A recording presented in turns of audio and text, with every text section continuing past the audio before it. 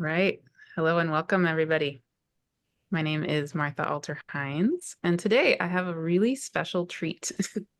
So I am here with Stewart Pearce, and Stewart came to me in a sort of funny way, and in a way that I think exemplifies a lot of what it's often like to work with the spirit world and our intuition and this flowing way of being guided, at least how it seems to often work in my own life.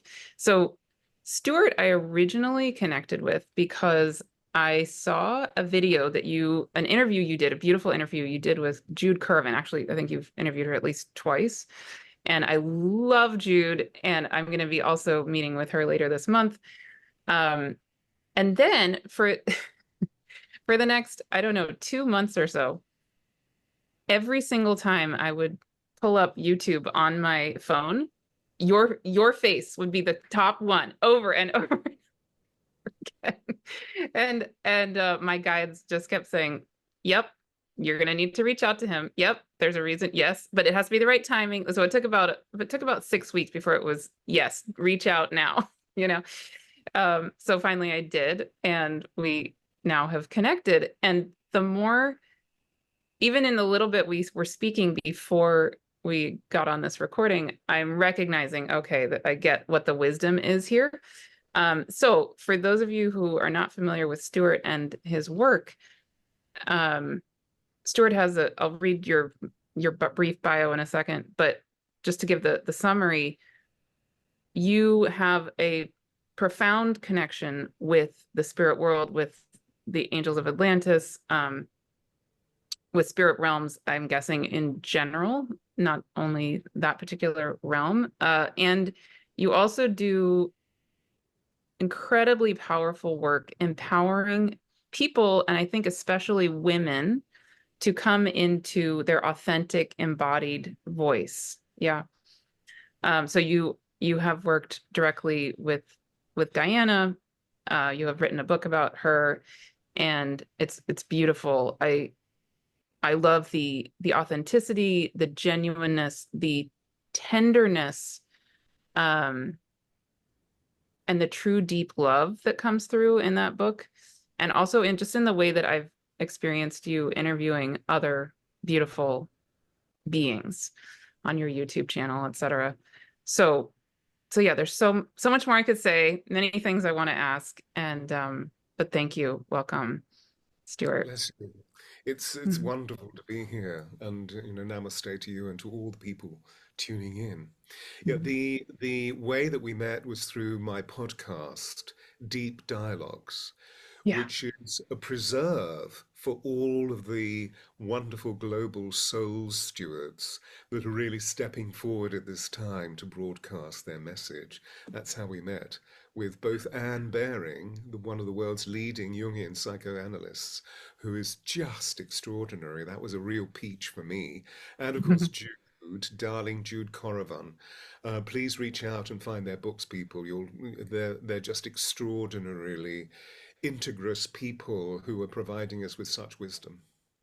Yeah, I was watching your interview with Anne Baring this morning, and she's a good friend of mine, and um, I just started crying listening to the two of you again. I mean, because first of all, I absolutely love Anne, but also because the way that I'll just emphasize this again because I think it exemplifies a lot of the beauty of your own work. Again, the way you deeply listened, you were so caring and subtly perceptive and honoring of her. I mean, truly, truly honoring of her. And if anyone deserves to be honored, it is Anne. That is just the truth. So yeah, thank you for being that presence. Oh, my pleasure. It was such a thrill to be with her. And do Mm. give her my love, because we Oh, had a connection that we founded. yeah, And I felt that. I sent her Diana, the Voice of Change, the book that I wrote about Diana that you were just referring to. Mm. And we talked through, via email about it. And so I Mm. must have her back on in the Yeah. new season. Yeah. Wonderful. Well, okay, so um I would love to start with if you're comfortable in whatever way you're comfortable, I would love to start by hearing a bit about your own story, because I think a part of what I would love to do in this time together is give a sense for everyone listening of how each of our own journeys with finding our connection with our voice, finding our connection with the divine is unique to each of us, right? And is a story that cannot be replicated. Your story is completely different from my story. You and I both have extremely powerful, very strong relationships with the spirit world, etc. Um, but your story is drastically different from my own. And as we were also saying in before we were recording, part of what I feel really drawn to about your work, and I think is part of the reason I'm being asked to connect with you, is that in this time of whatever word you want to use, great remembering, you have another way of phrasing it, which I love, which I would love for you to touch on if you want. That that what I'm really being called to is holding space for us to come back into direct, continuous community and communication with what the spirit world says to me is the council of infinity, or in other words, all of time, all of space, all realms of existence moving as us, through us, all the time. And yeah, so you have your own unique story with that. You have your own unique way, and I would love to hear whatever you want to share about Mm. your journey. Yes, to deal with your question anti-chronologically, one of the ways that I receive information from the Angels of Atlantis and from my master, who we know as Thoth or Saint Germain, is that this time of awakening, this time of remembering, which has brought us to this wonderful portal of the age of Aquarius, is really the beginning of the revolution of the empaths. That we're coming home to the very core of our souls.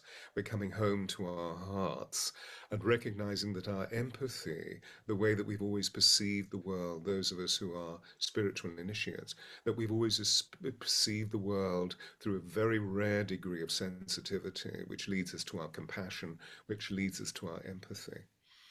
And Thoth or Saint Germain has suggested that cosmic order has brought this particular ascended master into being the cosmic Christ at this time of awakening on planet Earth, and of course throughout universal splendor, because we know this is not just happening here, it's happening all the way through our universe and into the multiverses. There is this awakening.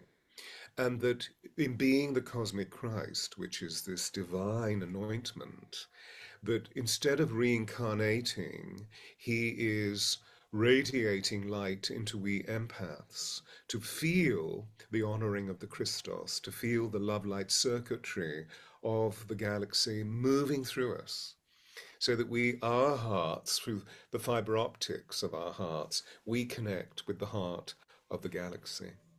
Yep, So sorry, precisely how I'm shown it. That's fascinating. Okay, keep going.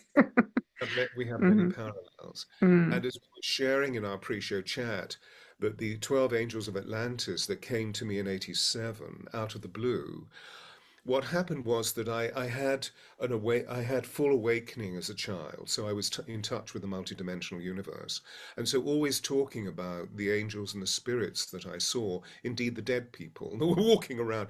And I was because my dad worked for the British royal family, I was brought up in that slightly elitist social situation of having grace and favor accommodation with my mother, father, and brother in old buildings that were filled full of history and therefore filled full of spirit. So I was bombarded from a very early age and had acute relationships with beings of history. I didn't know this, of course. They were just beings that in my infancy I was in contact with and interpreted. A lot of people say to me that must have been very scary or overwhelming, and no, it wasn't. It wasn't, because it seemed more real than 3D. because I noticed in 3D that people behave so badly, that they were often very unloving and ungracious, you know, whereas the spirit world always allowed me to feel this extraordinary circuitry of love and joy and abundance and delight. And the stabilizing factors from an etheric or a psychic point of view were this extraordinary orb of light here. Angels for me have always been orbs or beams of light. I've never seen a human being with wings. Would love to, but never have. You know, I can imagine that, but in terms of my truth, my authenticity, I had this orb of light that was violet or purple Mm, that I knew was Michael. And then this other orb here that was this extraordinary opalescent silver white light that was my guardian. No name, obviously no gender. Angels do not have gender. They are these ubiquitous forces that are thoughts of God, messengers of God. mm, So they were always there grounding me. But 3D was very difficult to be in. Because I couldn't understand at school, and my mother was very grounded, full of unconditional love. So she made sure that we were being educated, even though home was elite, we were educated in a very grounded way in what we call here state schools. So you know, it was not a private school, it was actually a public school.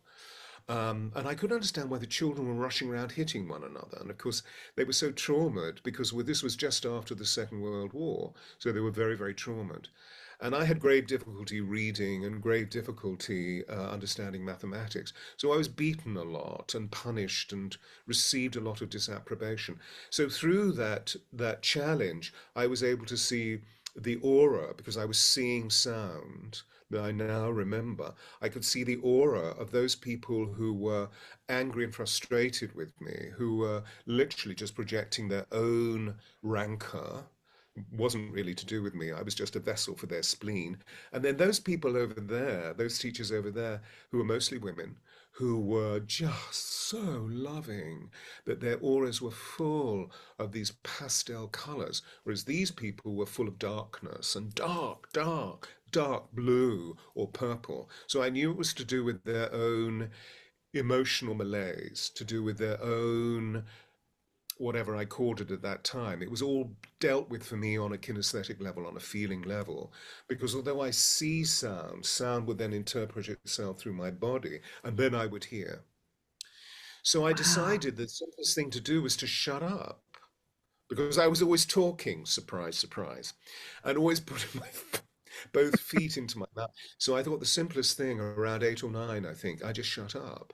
And my Mm, brother, who's a year older, was my code breaker, so we could read one another. And I would just look at him, and he would say, "Stuart means," and he was always right.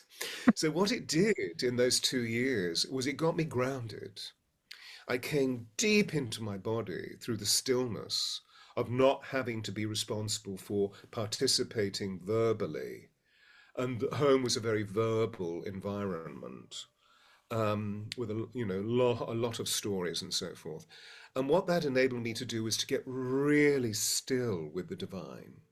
And the divine always carried me. But of course, I had huge sensitivity, huge insecurity. I didn't know where I fitted in because it seemed that I was so different from everybody else. Anyway, when I came out of stillness and soundlessness, I was singing all the time. And my mother said to me, "Darling, I think you should be in a choir. Let's put you in a church choir." Yes, I thought. And so there I was in a church choir, but I wasn't able to read the hymnal or the missal or the sheet music. I was copying the other boys like a parrot because I could hear all of the articulation of sung sound in psalm, hymn, or anthem. And the choir master was extraordinary, so we sang Bach and etc., etc. So I had a, and what happened was that I became aware of the flow of the universe and that sound is a key into the flow of the universe, into universal flow. And so the words dropped in, and I mm, began to read through song. And I realized, of course, that the way that I was taught by my teachers to read in speech was the cat sat on the mat, staccato, and that everything in flow was this extraordinary legato, and that all I mm, needed was the breath to. And then somebody said, you know, there's something about your voice. There's something about your voice. Well, and I mean when I say that, someone other than the family, within the field of education, within the broader field of patriarchy, there's something about your voice. And I saw how they glowed, and I thought, oh, there's something about my voice. What is it? And so in high school, I joined a drama group because somebody said, you should be in a drama group. And I thought, why not? I didn't know what it meant. But actually, there, somebody said, you know, you're an actor. And again, there's something about your voice, you're an actor. And there was Mm, such joy about the declaration that they made to me. So to cut to the quick, I became an actor as I mm, left high school and trained and then went into British theatre and the great works of Shakespeare and the great works of the dramatic verse writers, which meant that I was again in flow and basking in this world of wonder and tuning into the nature of Shakespeare's voice arising out of the Elizabethan Renaissance and talking to the beings who wrote the plays that wasn't the glovemaker from Warwickshire. William Shakespeare. It was, you know, John Dee, the Astronomer Royal of Queen Elizabeth, Francis Bacon, who became Saint Germain, and then into Ascension as the Ascended Master, and Edward de Vere, who was the Earl of Oxford, the three of them. They were Rosicrucian, and they came together and spilled onto the world stage these extraordinary words. mm. Beautiful. Then the next thing was, I won't go into the story because it has been already located in all sorts of other interviews. But what happened was that I was working in the States as an actor and about to make a movie, and then heard from my brother that our mother had terminal cancer and that she had 3 months to live. So I literally, in breach of contract, I released myself and came back to the United Kingdom and nursed her for a year, and then she went. But of course, I lost my agent, lost my manager. I was in breach of contract with 20th Century Fox. And then out of the blue, the extraordinary voice director of the Royal Shakespeare Company, who had mentored me when I was there in the early 70s, um, rang me and said, what are you doing? And I said, I'm not doing anything. I'm being this. And she said, what are you going to do? And I said, I don't know. And she said, oh, for God's sake, come and teach for me. There's something about your voice. There's this woman I want you to go and work with. I don't want to work with her because I'm a diehard socialist. And she's just taken over the leadership of the Conservative Party as the first female prime minister. So 2 weeks later, Ah, there I was walking into Downing Street as a greenhorn, thinking, what do I do? And again, the stillness came in.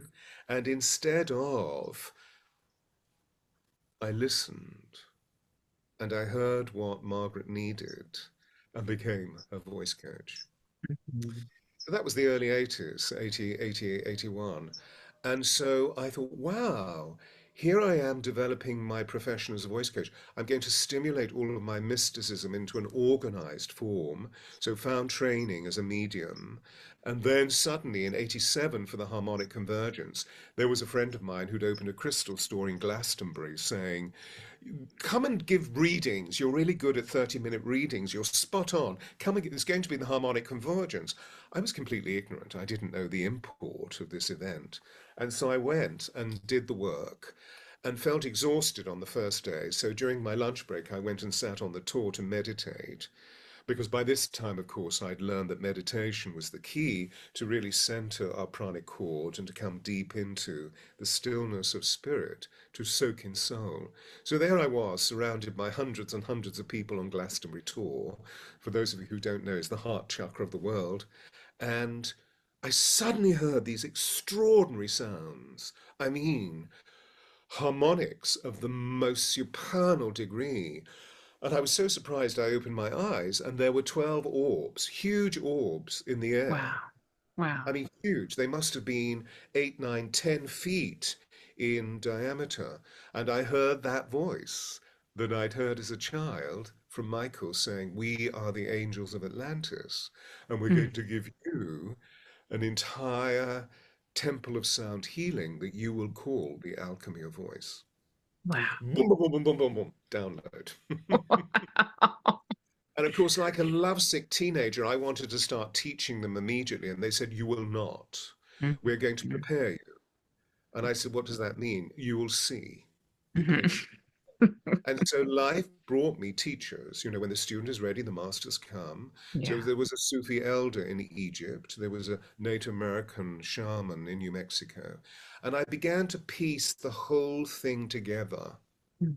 And then to cut to the last 15 years, was I'm in my 70s, my career got to a point as a voice coach where I realized that I could no longer function within the establishment because of the devolutionary process that was taking place as a result of woke.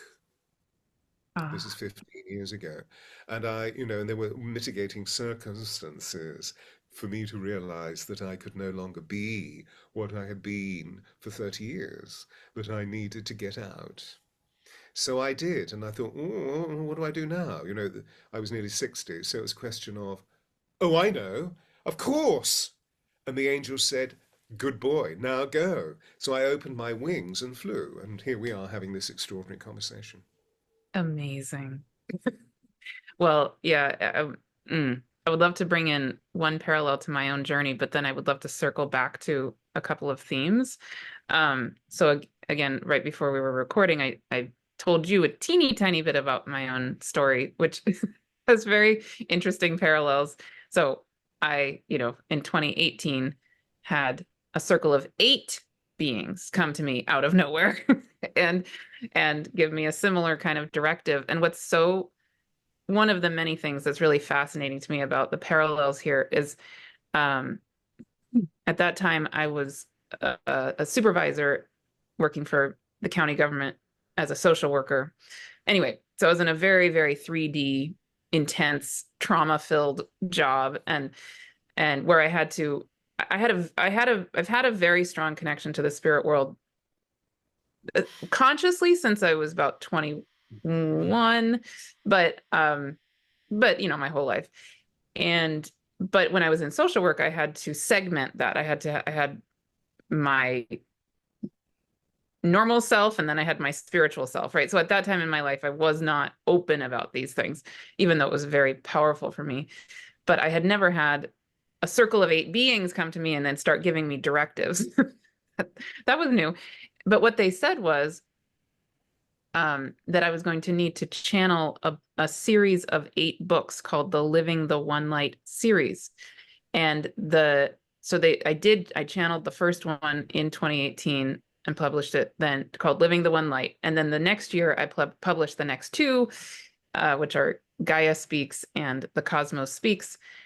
But what they showed me about these 8 books is fascinating as you're talking about sound and all of this, is that the 8 books are an octave.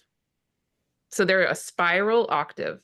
And they have, I mean, just, I have the first 3 are published. The other ones I'm still working on, but you can see they each have different colors, Yeah. right? So the first one is Living the One Light, and the 8th one is going to be called The Light Speaks. And the Living the One Light and The Light Speaks are the 2 bookends of this octave, and then the other 6 spiral in different colors and different tones between the 2 of Living the One Light and The Light Speaks. So there's something, and again, this is channeled, so it's not me. I can't explain it, but I'm just riveted, fascinated by this whole concept of the way that the spirit world is clearly using sound and vibration and like magic and color in whatever it is that is waking back up in us, or and so anyway, I would love any thoughts on that, but going along with that also, if you want to speak to the whole concept of um our soul song, because I think that ties in here with the concept of sound and all of that, and I could say more about that, but Mm. you speak whatever is alive for you about any of that. The information you've just shared, I completely confer with you because it's so coherent in my own teachings from the angels that if we see light as being the most powerful force within the cosmos, that light downloads into color. I'm speaking from a planetary frequency, downloads into color, from color into sound, and thence into matter. And so we're Wow. really dealing with the 3 building blocks of creation. And of course, we know that seven was used by our ancient wisdom keepers as a stabilizing influence for planetary resonance frequencies. So we know they spoke of the seven wonders of the world, the seven chakra, the seven dwarfs, the seven brides and the seven bridegrooms, the seven last words of Christ, the seven orifice in the body. I mean, the resonance goes the seven wonder. I said the seven wonders of the world. It just goes on. The seven notes in the octave, and then we have the eighth. And so, what's interesting is that we're awakening to the eighth degree with the potential for understanding that we're actually moving into a 12 helix DNA.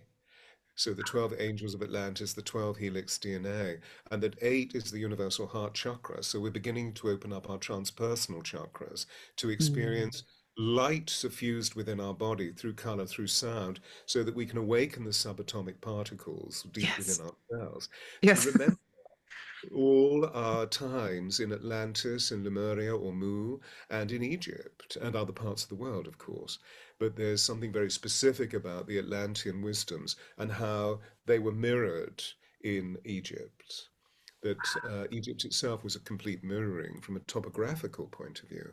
The whole continent, the whole country rather, of Egypt through North Africa has the longest river of the world, which was a mirroring of the river that flowed through the center of Atlantis, known as the Atla. And just as in Egypt, there were these earth nodes that connect with the crystalline grid of the planet, where all the great temples are built. So for 50 years, I've been a pilgrim and running retreats there for 20 odd years. To be in those temples of light, to remember and take the dear ones that come with me of how to open up the crystalline deposits within ourselves. It will Wow. also intrigue you to know that just recently I've started working with the most extraordinary woman. Oh, God, I love this person who is the founder and CEO of a new social media app called We Are Eight, Oh, wow. Fascinating. which Mm. eventually will be a reinterpretation of the necessity that we have in our global communication process to expand our communication process. One of the essential things about We Are Eight, and this is a mature individual who's been working through the telecommunications world for the last 35 years, that We Are Eight actually has a special algorithm or a special form of artificial intelligence, which means that all the people that communicate within the citizens of We Are Eight, they're all protected from anything that is negative. So there's no Mm. exchange of hatred. Mm, There's mm, no mm. possibility of the pixelation of opinionation that goes on in the world, which is not to do with the truth and the beauty and the wisdom and the goodness and the love of Western enlightenment. It means that we're all being completely protected. Just, because we know eight in numerology is the number of strength, and then suddenly it becomes infinity. So there's something really powerful that's connecting us on that level. Wow. And that also touches for me on what Jude calls the unitive narrative, right? And then Anne Loos Smithsman, who you and I both have spoken with, also all of her work with essentially bringing structures into our world that are based on a foundation of this unitive narrative, et cetera, et cetera. I mean, that seems like it's connected somehow there. Yeah, Yeah, beautiful. yeah. And then sound. Your last part was sound. Yeah, so I have a little story to begin, Yeah. which is what the angels have given me. That if we go back into primordial order, the divine one that we refer today to be the Mother, Father, God principle, the divine one decided to create a statue of clay in his or her own image and asked the soul to enter the statue of clay. But because the soul refused, why would I be trapped within a statue of clay? No, I have this ubiquity that I'm living. And so the Holy One, the Divine One, asked the angels to sing sing a seraphic song. And the soul was so enchanted that the soul decided to enter the statue of clay. And Wow. so began Adam Kadmon. So we have within us the note of the angels. We have that note of the angels within us because actually the angels have always been our companions, the thoughts of God, the messengers of God that provide us with a way on this planetary currency of two that we're, binary system, that we're being given an understanding of divine inspiration so that we can harmonize ourselves, so that we can rebalance ourselves, or as we call, come back into healing, which is a movement back to oneness, a movement back to wholeness. Yeah. So the sound is within us, and the way that we interpret this as humans is that when we're open to it physiologically, and the difficulty today is the fact that we've been so conditioned into the cerebral, so everybody's here. You know what I'm saying? Everybody's. So we've been educated, socialized, and conditioned into the cerebral. Whereas if we come into the heart, the seat of the soul, that is where our note, which is at the core of our harmony, lives. Yes. Rumi puts it beautifully. If words arise from the heart, they enter the heart. If words arise from the tongue alone, they don't pass beyond the ears. Mm. And so our note actually lies right here. So we're beginning to retune or reharmonize ourselves into physical, emotional, mental, and spiritual holism so that we can feel sound through breath work and through chant. We can feel it deep in the center of our bodies. And when we Mm. begin to express ourselves here, of course, each token is one of love, of empathy, of compassion, of understanding, of inclusivity because the heart always registers this. So, this simple premise I take into the performance work of the actor, because right at the core of the actor's work is a truth of feeling statement. That's what great acting is. So they make it look so easy, but actually they work really hard at their craft, which is essentially becoming embodied within the rhythm of the person that they're playing, denoted by the words that they're given. They make borrowed words credible. Remember, the writer is, the playwright is. So they come right into the very center.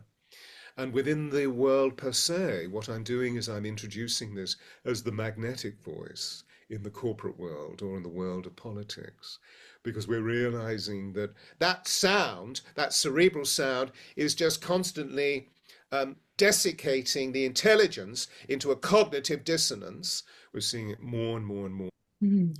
And it Fascinating. seems that right now that we're returning to an understanding of this binary system of linguistic, that we're moving more and more away from just the cerebral into understanding the metaphoric consciousness, that feeling is the language of the soul. And that Mm. if we develop a feeling literacy, we have ways of being able to allow joy and love to become more sustainable. Yeah. Um, so one thing I'm thinking of as you're speaking about that is something I also mentioned before we started recording, which is that in my community, I recently have held two two get balloons sometimes when I do this. I don't know what's going on. The orbs, the orbs. Yeah, someone is celebrating something. um, um, yeah, I recently held two free events in my community, and the first one, and these are everything I do is guided by the spirit world, right? It's often I don't understand until later why it was meant to be the way it was. Anyway, in April, at the time of the Jupiter-Uranus conjunction, I was guided to hold a channeled guided gathering, which was all about coming back into our own soul song. And what came through in the channeling was the spirit world essentially guided us that they described a golden teardrop that, source itself is, of course, the ultimate everything. And but that we are each the soul song that's a teardrop that comes out of source and then it fills our whole being and our whole body. And when that golden teardrop is then filling us, it's reverberating as sound, it's reverberating as vibration, and it's the ultimate healing presence, number one. But it's also the vibration that is needed to emerge on the planet as us, through us, individually, uniquely, and then also in concert with, back up into source collectively. Yeah, is that, you're nodding? Is that fitting with what you, yeah. Totally, totally, Mhm. totally. Yeah. So it's fascinating how this is all tying together. And then and then the second gathering, and it was very distinct and clear that the April one had to be about the soul song, embodying the soul song, and that had to come first. And then the one I just held in June, um, at summer solstice, was about, then what the spirit world did was they had us come back into that teardrop, golden teardrop that is us, embody that again. But then they said it's now time for this council of infinity to reconvene, meaning um, that the ultimate way of living wholeness, or that unitive narrative, or whatever words you want to put to it, includes this continual, constant dialogue on a vibrational level. I mean, sometimes conscious and sometimes maybe not conscious, or communicated in various forms, but that all realms of infinity, all of time, all of space, all dimensions are one. So we ultimately are this council of infinity. That's just what we are. It's just that we've sort of gotten this idea that we're separate, but we're actually not. And so it's key to, number one, embody that soul song that is us, because that's what allows us then to connect back in to the consciousness, the reality of ourselves as one song. Is that all fitting? Absolutely, absolutely.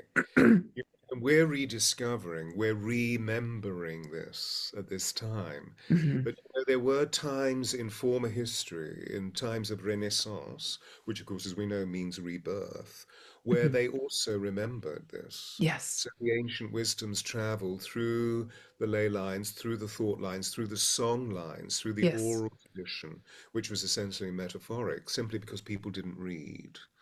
There's this ancient wisdom that if you write, you concretize past, present, and future Yes. and so it loses its animation, it loses its vibrational field, its keynote into a vibrational field, the great field of the soul, the great field of the universal flow. So, for example, in Rome, just to take one or two examples, in Rome, the belief was in finding one's persona, which we've tended to slightly maltreat through the emergence of Carl Jung in 1916, who brought us to the understanding of the social mask, which he called persona. Mm-hmm. And actually, the word persona in Latin means through sound. Huh. Persona, through Sona. sound. Mm. So they worked, the Romans worked, the patricians worked to find their voices because their voices were at the core of creation and therefore stabilized harmony within their lives. And therefore they lived noble lives, always living through magnanimity, the noble mind, the high mindedness of making judicious choices that were always loving and fair and just. So they lived through veritas, truth, verity, gravitas, weight, and integritas, integrity. They became whole because integrity really means that when we bring all the vital integers, meaning physical, emotional, mental, and spiritual, or if you like in scientific terms, carbon, nitrogen, oxygen, and hydrogen, when we bring them into integration, we radiate integrity. Mm. It's exquisite. Mm. And that was, of course, carried on into the voice of Shakespeare. And there's a wonderful young man in The Merchant of Venice, which is a play, of course, shot full of Jew hating, hating a Shylock, and the misplacement of commercialization in Venice during that time of Renaissance, where this young man says, the man that has no music in himself, nor is not full of the concord of sweet sounds, is fit for stratagems, spoils. The motions of his spirit are as dull as night. No such man should be trusted. Mm. So they measured their integrity by the harmony within their voices. And it was particularly acute for this young man because he was going to ask the father of his loved one if he could have her hand in marriage. So Daddy would actually listen to him, not the word, just the words he was using, but the way he sounded, and therefore would pledge truth and would say, you can marry her or not, as the case may be. So there was this stabilizing ideal throughout their lives. But then, of course, this was before the machines, it was before the noise. There Mhm. were many, many natural harmonic sounds. You know, if you think of Shakespeare's theatre in 1597, the Lord Mayor of London said that all speech was decorated silence. That's Mm. not the case today. And so again, we go back here because we're fighting against the machines, you know, the air conditioning, the noise of the traffic, you know, particularly in a major city like New York. I mean, everything, oh, you know. So we're moving into a cognitive dissonance, which will be an impasse, a cul-de-sac, for us to rediscover the harmony because we're all getting so stressed out. The levels of PTSD, particularly post-COVID, during and post-COVID, are extreme. So we know there is a pandemic of a mental health crisis because we're not in harmony and we're Mm. not in flow, which is breath, of course, bringing us into, you know, it is our soul bringing us back into the flow of universal currency. So we're remembering all of this. And it's fascinating when we hear something like that, isn't it? It's so inspirational. Oh, my gosh, of course. And when we look at the way that they balance their civilization, which, of course, as we know, came to a point of peak and then diminished. The Roman civilization rose and then fell, just as our civilization has risen and is now falling to become something else. So we move into the cycle of what you were describing earlier through the spiraling nature of sound and light together through the eight tones and the eight Mhm. colors or the eight chakras. Mhm. Yeah. Yeah. Just a quick little side note. I have two kids. One is 12 and one is 17. And the 17-year-old has certain parallels to you, I think, in certain ways. Um, they're exceedingly auditory and learned how to read, I think without learning any phonics. Still can't figure out how they learned. I think what you just described about your own learning sparked something for me. I think there might have been something going on similar like that. But one thing that I love about my 17-year-old is she's very perceptive when it comes to just hearing people's voices. So often if I can't decide if I feel comfortable with a person, I will give, like, if that person has a YouTube channel, let's say, I'll give my 17-year-old the video and say, tell me what you think. And just from the person's voice, spot on. I mean, it's so insanely spot on, just by the vibration. And yeah, she's very, very, very musical and an actor and all those things, right? I think there's a lot of similarities between the two of you. But anyway, yeah, that's my own little side note. Um, but one last topic I would love to touch on with regard to your work and holding the space that you hold for people's, essentially, I think, soul song to be present, to be confident, all of it.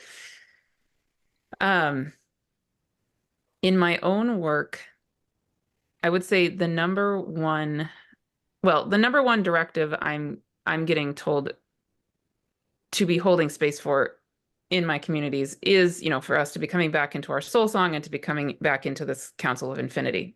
But the key in there, like the sticking point that I notice the most prevalent theme I hear from my clients essentially is a lack of confidence that number one, they're people will say, "Are you sure I'm not crazy?" Are you sure that I actually have value? Are you sure that, the people, especially women, I think, are indoctrinated to believe that number one, their voice doesn't exist. Their voice doesn't matter if it does exist. Their voice is incorrect if it does exist. All of these messages that all of us of all genders have received, of course, maybe women in particular.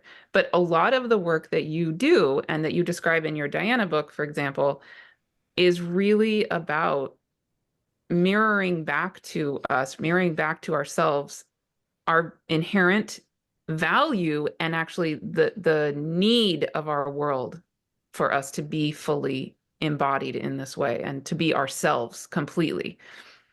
Would you like to say anything about that? Wow. You place things so tangibly. Huge central core of resonance explodes in my consciousness. So, the way that I would approach my perception of what you're describing and in terms of how I facilitate someone was absolutely, I completely concur with what you're saying, is that we become so cerebralized that we're so engaged in quantification, doing. And most of the time we're not doing what we could be doing because they say so, whoever they may be. They may not even be alive. They may once have been alive, Right. but now they're just phantoms in memories that are stored within us on emotional bases. And so we feel that we can't. So what's happened in the quantification stakes is that we've lost the qualitative of feeling. And most of what we feel has been developed through the neuroses of separation rather than Yes. through the glory of diversity. The ego and the bliss body, the soul body, the pain body, the bliss body. So we become constricted, restricted, we become resistant within those emotional forms because many of them have actually, the experiences have been very painful. Once we actually chant, once we find our note and we begin to chant, you can't think when sounding displaces Mm. the cerebral dominance. And if we're sounding in the body, this ego bit, the polarity organ, just doesn't know what to do. So we begin to move into the metaphoric consciousness. Therefore, our intuition opens, our psyche opens, our sentience opens, our sensuality opens, our hearts open, and we feel empathic contact with other, which of course is a vibrational field that we know supersedes everything. For example, um, I'm often asked to move into really quite extreme situations in the work. So I was recently in Gaza working for the UN and the Red Cross, which means that I hold a workshop for UN workers and Red Cross workers. So in Mm-mm. other words, I have about 40 people who have been there since October the 8th and are so battle fatigued and so full of PTSD because their job has been to, draw dead bodies out of the rubble, and some of them are dismembered and they don't have, they're beheaded.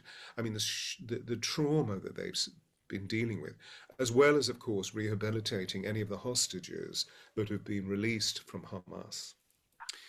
So, of course, my job there is to really be available to all of that. So I hear them, and in hearing them through silence, listening, and showing my love, belief, faith, and trust begins to emerge. Oh, this guy is kind. And so I said, what many of you have not done is to grieve these dear ones. They may not be your relations, but you haven't grieved them. So we're going to create altars to the dead ones and Mm. ask the ancestors to come in to bless us. And that's when the weeping started. And Mm. that's where the transmutational process of the rawness, the raw horror began to transmute. And we all ended up by hugging one another and kissing one another, and joy was back in our hearts. And of course, they were just elevated into such an extreme measure that through the organization, through the UN, I've been working with one or two of the hostages that are telling their Mm. stories, and they're speaking. I just sit and listen as they tell, because they were in silence most of the time because of the horror of what they've experienced. By speaking, that when, problem shared is a problem halved, there is a release, because the energy that has been consistently contained within through fear and through rage and through that worse feature than fear, the absolute horror, is being released. So they're able to actually connect with the other merits, the other virtues of humanness, their truth and their beauty and their goodness. And therefore, energy is starting to flow, and they begin to feel a way of proportioning all of the shocks and the horrors and the mutilations that their bodies, both physically, physiologically, and emotionally, have been experiencing. So, Mm. this is another way of the divine working through, introducing us to the nature of how sound is the core healing modality that's existing. Beautiful. There are many wonderful modalities, please don't get me wrong. Of course, there Mhm. are, from acupuncture all the way through to human design. There is so the rich plethora of healing modalities, but if we use sound through the speaking cure, the talking cure, and also through chant, we begin to really open up a field of knowing that is so ancient within us that we begin to feel how the Hallow Kodesh, how the Mother, Father, God principle is really working with us through the agency of all those beings of light, whether it be the Council of Eight or the Angels of Atlantis, the 12 Angels of Atlantis, the Ascended Masters and Mistresses, etc., etc., etc., etc., and the arousal of the Divine Feminine. So, of course, we know that both Isis and Sophia and Mary and the Magdalene and Diana are coming forwards and opening our hearts and saying, I know, I know, I know, I know. But we need to heal the revenge, and we're Mm. going to heal it through forgiveness. Mm. And then all of these energies will just simply dissolve. Mm.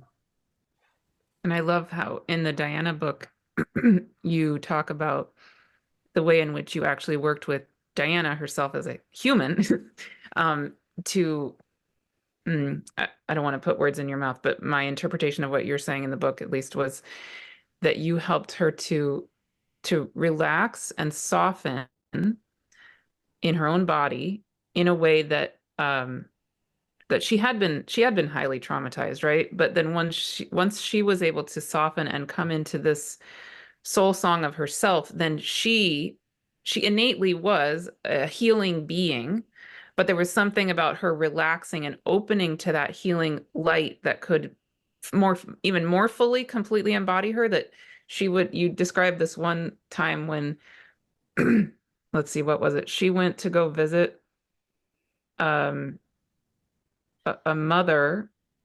Mother Teresa. Oh, okay. There was a scene where Diana went and was sitting with holding the hands of a mother who was highly traumatized because of I think a war situation or something along those lines. But Oh yes, this was in Middle Europe during the time, because yes, we're talking about the 70s. So we're talking about the wars going on in, now, which is a geographically organized or defined area, but the great wars going. So she would, yeah, this was in, yeah, one of those particular countries, and yeah, holding their hands and just feeling the right, transference of empathy. right, and the Um, it. this was something that she did fearlessly. She just simply was. Mm, Um, and she often said, just bring me the suffering mm, and I will deal with it. Just bring me. So we don't know this. I mean, I write about it in the book, but whenever she wasn't engaged in official engagements or state occasions, that once or twice a week she would just roll up to a hospital in London, go into the reception and say, is there anybody I need to sit with? Oh, Can you wow. imagine if you're the receptionist and suddenly in comes, of course, incognito, I mean, wearing, just wearing a beautiful blouse and a pair of jeans and a pair of sneakers. She would just go in and say, is there anybody? And so one or two of those people I was able to interview because they're still with us, and they would say, was she an angel? Yes. Because I still feel the energy of her touch. Mhm. I still feel it on my being, and Yeah. they would move into spontaneous recovery, whatever it may be. So she was channeling this very specifically, and it was for me to identify for her. And of course, she was surrounded by a number of other people. It wasn't, I don't want to sound completely egotistic about this. There were a number of other people, but I feel that our connection on a very confidential level was actually able to define very specifically what she was feeling, so she could give permission to herself to Yes. experience. And then she went through a series of initiations. Some were raw and some were actually very beautiful. And one beautiful one was when she visited Mother Teresa in Calcutta and in her hospice. And we didn't know, but the day before, Mother Teresa was perilously ill. So the Pope had flown her to Rome for surgery. So Diana arrived, no Mother Teresa. But the sisters took Diana into the chapel and made her sit in the center of the circle while they sang the Ave Maria. Mm-mm. And Diana went into this extraordinary place of stillness where she said to me, I felt the Holy Spirit come into me, and now I know what my job is. So Yes. she was filled with the grace of the Holy Spirit. She was filled with the grace of the angels. Yeah. And what I mean, that speaks to so many things, but I think the big thing I would really like people to hear in that's particularly reverberating for me is that Diana certainly was a remarkable human, clearly. And we all are, right? In our own ways. And so there's something key that I think we can all take from this, which is um, when Diana felt permission and enough safety to really open this quality about herself to open fully and for her to channel that energy fully, she became, in a sense, I mean, I wasn't there, so I can't attest to it personally, but what it's sounding like is that she became what I think we all can be, which is a walking miracle in a sense, right? And that is the nature of what we actually are. That is the love of the divine, the powerful love of the divine that just exists. It just is. It is what we are. And I think when we have been taught to suppress our voice, taught to not even remember that we have a soul song, all of it, really what's going on is um, we often have been taught that repressing that is in service to the world somehow. And so we've been taught that opening our own selves to the reality of who we really are is a selfish act of some kind, but it's the opposite, right? The absolute most massive selfless thing we can do is to unlock, to completely let go of all the fear, all the repression, all of that, and just let that golden song, whatever it is, pour through us, and which I think that's really what you're speaking to with the Diana Oh, story. totally. You mentioned it herself, that you mentioned it yourself rather, that she was a human angel. Now, Hmm. angels are human to humans. But what we're seeing is the purity of angelic countenance.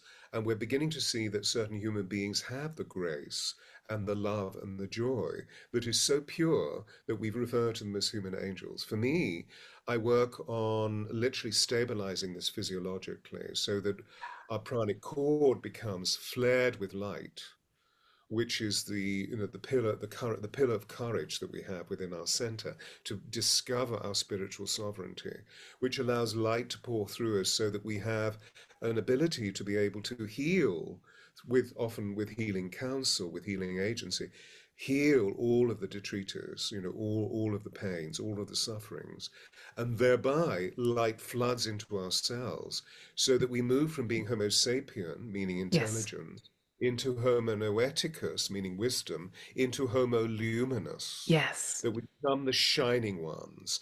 And I Yes. feel that this is the attribution of all of the work that you're doing, that actually you're preparing humans to become shining ones, which in the Atlantean and Egyptian esoteric schools or initiatic schools in the temples were referred to as the Ahu, the shining ones. And that's really what the Mm. high priests of the pharaohs and the queens, the high priestesses, became.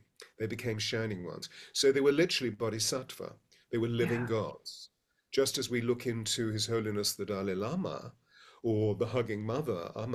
Amachi, Hmm. or Mother Mira, and some of the other beings who obviously have lived lifetimes after lifetimes after lifetimes, going through the karmic circle, the spiral of karma, and sorting it all out through initiations. So they get to a degree where they can still be with us, but actually they radiate this huge light. Diana was certainly doing this during those latter stages, and that was one of the reasons why her destiny was precognitively destined to pass in the way that she did, which is why I write about it in the book, not from the point of view of conspiracy theory. We all know that darkness determined her end, but the point is that she chose to go where she went, which was in the Pont de Almar tunnel, which for centuries has been a bridge of souls. Mm. Which is So in fascinating. Roman times, it was the Temple of Diana. Mm-mm-mm-mm-mm. Mm-mm-mm. And then, people can read the book of what happened in the history from, I think the Romans left Gaul in around 64 AD, and then what happened subsequently, and how, interestingly, the Spencer lineage is directly in relationship to that tribal context. Right. So the this poured through me when you were speaking that if we can learn, if we can relearn, remember belief, faith, trust, they're the three concomitants of love, those attitudinal muscles. And much of our belief, faith, and trust has been broken because our hearts have been broken. Can we Mm. heal them? Of course we can heal them. Our bodies are completely self organizing and completely self creative, as the universe is completely self organizing and completely self creative. It's just that we've been force fed through the patriarchy with that manipulative, controlling, coercive energy that we are not these beings, we're something else that has to kowtow to tribal culture, to tribal warfare. You should, you ought, you must. It's your obligation, your duty. And if you don't, your mother's going to be upset. And if you don't, I'm going to disinherit you. And then you're going to be alone. So we're all terrified about being alone. And Hmm. actually, as you were saying earlier, there is no aloneness. We're all completely at one, Yeah. but only in our purity, not in our ugliness. Mm. Although we know that in our ugliness, we can also become unified, but it's just the creation of ugliness rather than the creation of truth, goodness, and beauty. Yes. Precisely. Amazing. So, just to finalize that, absolutely, because I know it's time for us to come up to a point of completion, I believe that Diana is still working with us. Mm. But I give you an insight, and maybe you can help. Not maybe, you are helping. to but literally constructively in relation to what I'm about to reveal. When I wrote the book Diana, it was for the women and the men of the world, not the men Mm. and women, but the women and the men of the world. And I wanted to create something called the Diana Heart Path, Oh. which is a further teaching of her grace, Mm. so that we can all come together, particularly the women of the world, can come together and share very deeply on heart level, even if we weep together. But maybe we'll also be making bread together or sewing together, the old sewing circles in our European traditions. And also, of course, within other cultures, there are these meeting points where we're going to come together so that we can come together, listen to inspirational teachings, be awakened, feel her spirit, and then Mm. begin to transcend. And I couldn't get to it because all that the amazing people who have read the book and have communicated to me, and the book is also an audio, so that's Yes. reaching around the world, my voice reading it, are saying she was too good to die. She was so beautiful. So we're still stuck in the Mm. trauma of the in-breath, of the shock of hearing she passed. And I'm trying to encourage great groups of ladies to blow that breath out so that we can replenish the breath with extra grace, as it were, from Diana and all of her battalions of workers, so that we Yes. can really celebrate who she was, not what she was. Yes. And yeah, for me, this comes back to that council of infinity that, I mean, I've been thinking about this. This is a big topic of in and of itself, but I've been thinking a lot about death and how, uh, I mean, if you really think about it, in a sense, there are those of us incarnated in earth bodies right now probably are in the minority among, of all of the disincarnate beings in existence. We're probably a small fraction of what actually exists as beings. Um, and my own father died a year and a half ago, and a really key component of my process with his death was after he died, I was guided to invite him to become an ancestor, which was Mm, a whole entire process, right? And so typically in the Caucasian Western European culture that I'm descended from, that that's not something my family does or my culture tends to do. It's more that the person dies, now they're dead, we grieve them, and we miss them forever. The end, as opposed to what I was really guided to do, which was I had rituals and I did ceremony with some of my family members who were open to it, and I wrote a poem, a really long poem that was read at his memorial that was basically a prayer speaking to him, forgiving him, and actively bringing him back into the fold of the ancestry, so that it's like a tangible way that I don't know, it just felt, I'm not distant enough from it to even analyze it fully yet, but it just felt absolutely key that we have a practice, and it seems similar to what you're describing, that it's not all about the human body who then has died, and then we miss the spirit. Well, the spirit is still here, the spirit still has a life, and it can then be invited to engage in a way with us, or we can invite ourselves to engage with them. Maybe they already are engaging, even if we don't realize it. Yeah. mm. But I think I that's completely, similar. I completely concur. And how Mhm. wonderfully wise for you to do that.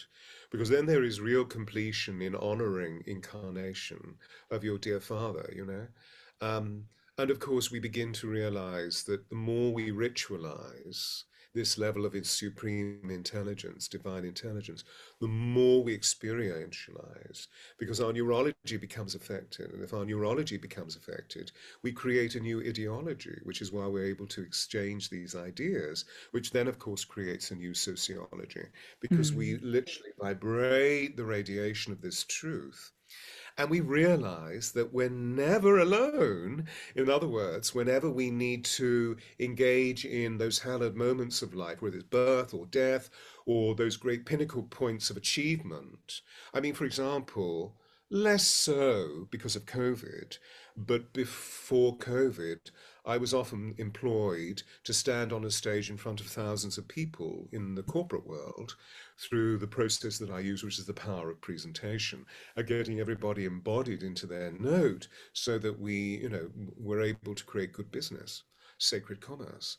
And I would always ask my team, and I would name them all, so I would never walk on that stage alone. There would be hundreds of thousands of beings, the Yeah. angels, my mother, Mm. dear ones who have influenced me that have passed into spirit, etc., etc. And all those people that I may have unremembered in my memory banks, Mhm. I call them in. So when I go forth, I feel that actually I'm bringing the entire host of heaven with me into Yes. that space. To all we have to do is remain centered and to feel an element of stillness within us as we engage in the hurly-burly of what the demand is. Beautiful. Perfect. Wonderful. So, okay.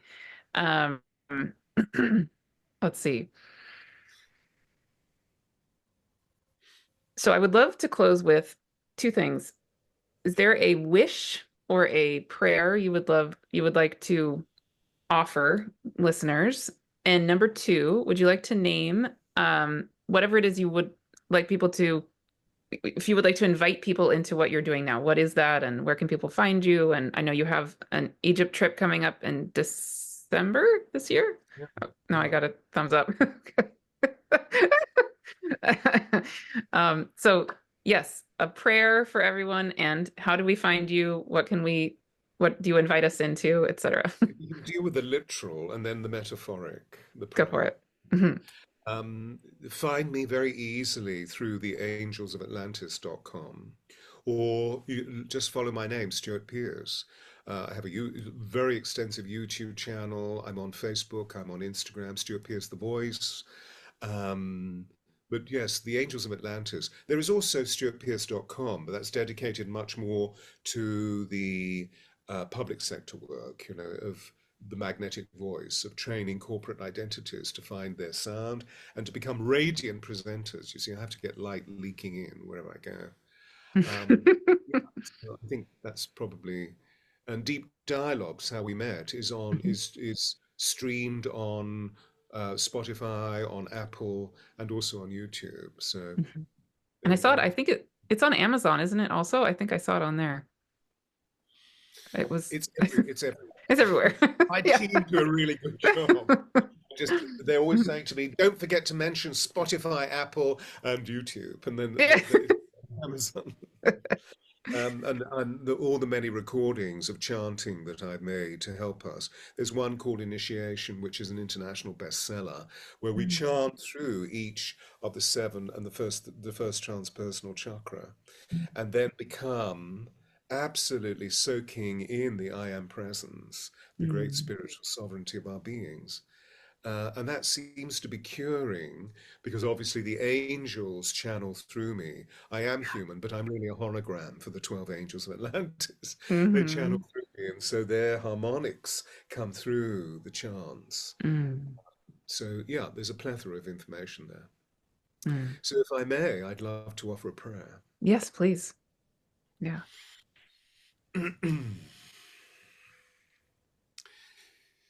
Dear angels of Atlantis, ascended masters and mistresses, and all spirit guardians for all the dear ones who are listening in to this broadcast.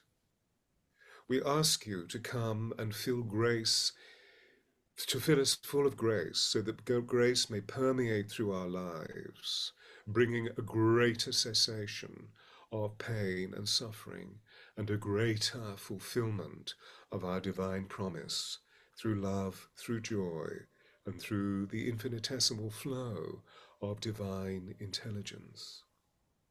Please feel, dear ones, as we listen to this, that angels are above you, angels are below you, angels are before you, and angels are behind you, so that you may feel that you are never alone, even in the most difficult moment. If you can find stillness deep within and detach from the stimuli without, you will find that singular sound of your soul in the middle of your being. And to all these beings of light who have come in these moments of prayer from the depths of our souls and the very core of our hearts, we say thank you. Please remain with us, because at this time of vast transition, we need your extraordinary, sweet, and beautiful, gracious love. And so it is. Amen. And so it is. Amen. And bless you. Namaste, namaste. Mm. Thank you so much. Beautiful. Mm. And we're still recording. And let's continue our dialogue. Yeah.